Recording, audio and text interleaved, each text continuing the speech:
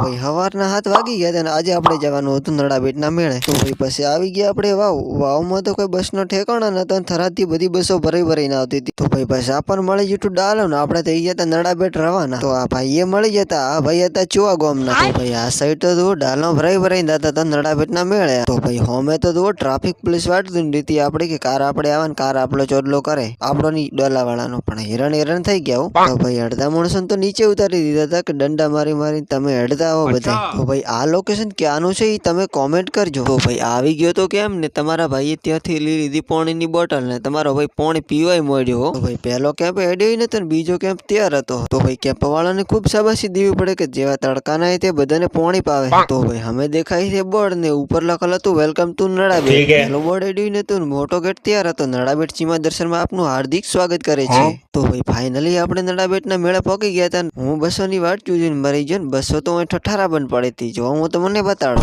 Mini blog part 2 જોવા માટે તમારા ભાઈને ફોલો કરી નાખો।